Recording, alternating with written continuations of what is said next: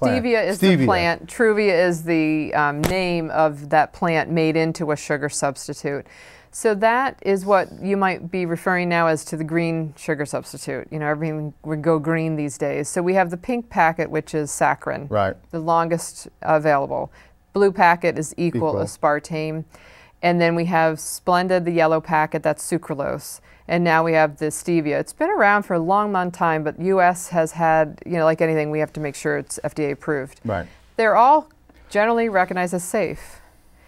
We should still use them in moderation, just like we should watch the sugar. If we're getting extra cream and extra sugar for our coffee, it's fat and sugar. So we should really pull back on any of those. Same with sugar substitutes.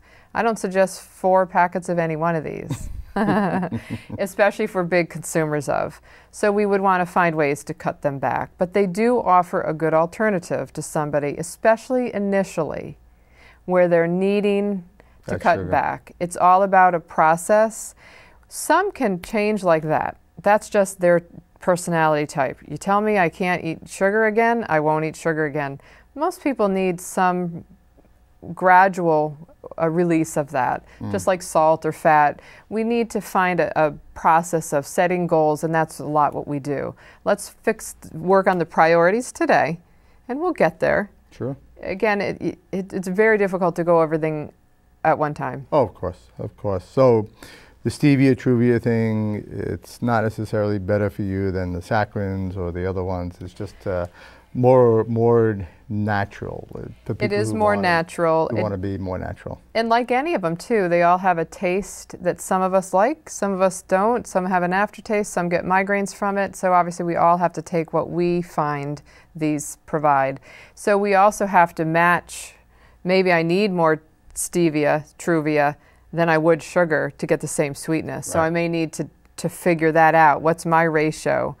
If you go by, there's a company called CSPI, it's the Center for Science in the Public Interest.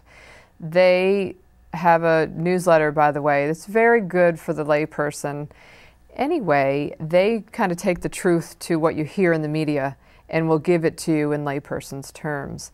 They'll suggest that Splenda and stevia are the better, equal in specs, saccharin, are the least favored. Health-wise or taste-wise? Health-wise. Health-wise. Taste-wise, we can have 10 different opinions on that.